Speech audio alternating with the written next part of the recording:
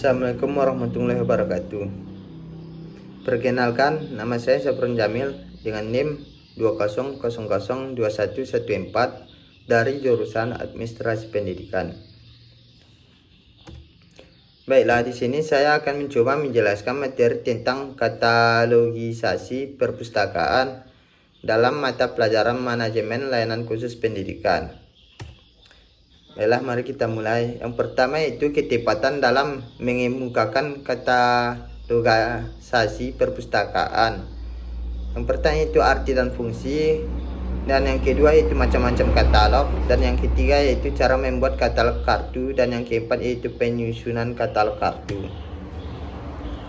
Pengertian katalog, yaitu katalog merupakan suatu daftar yang berisi keterangan yang lengkap dari suatu buku koleksi, dokumen, atau bahan pustaka lainnya.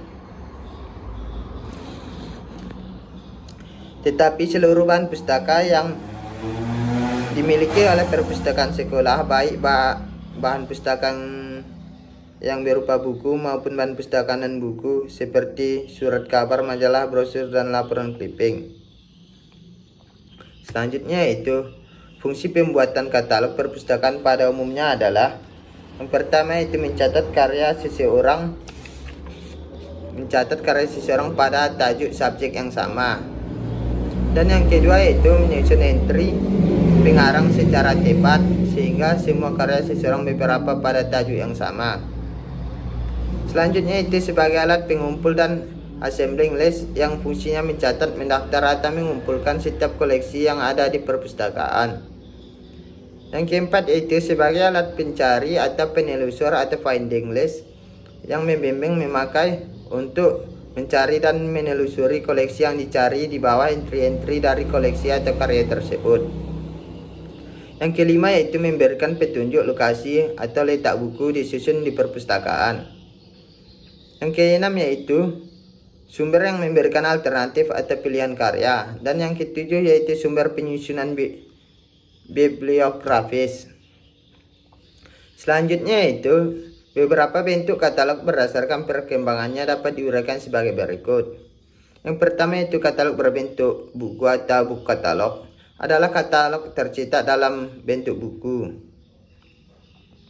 Dan yang kedua yaitu katalog berkas atau safe katalog adalah katalog yang berupa lembaran lepas yang disatukan dengan penjepit khusus. Keuntungan katalog bekas adalah praktisi sehingga penggunaan tidak perlu mendesakkan bila ingin menggunakan katalog.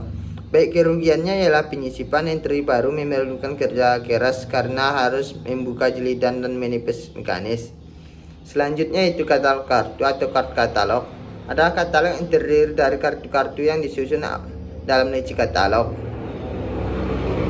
Dan yang keempat yaitu katalog komputer atau OPAC, Online Public Access Catalog, dalam program aplikasi yang digunakan di perpustakaan seperti CDS atau ISIS, InMagic, FPTLS, Dynamic, dan lain-lainnya. Baiklah, kita masuk ke materi selanjutnya yaitu aturan dalam penulisan kartu katalog. Nah, aturan dalam penulisan kartu katalog yang pertama itu dengan nomor panggil disusun ke bawah dan ditempatkan pada bagian kiri atas. Dan yang kedua yaitu dengan 3 huruf pertama nama pengarang pada nomor panggil disejajarkan dengan nama pengarang yang dibalik. Dan yang ketiga yaitu huruf pertama judul pada nomor panggil disejajarkan dengan judul buku. Penempatan judul buku masuk 3 karakter di bawah nama pengarang yang dibalik. Selanjutnya itu langkah-langkah yang perlu diperhatikan dan dikerjakan. Keadaan pangkalan data katalog memastikan bahwa penangkalan data katalog telah berisi data katalog perpustakaan. Nama pangkalan data dan format digunakan di sini ada LEB CAT. Selanjutnya itu nama format tampilan pangkalan data dapat berbagai macam sesuai kegunaannya, misalnya KART1 format untuk membuang katalog utama atau kartu dasar,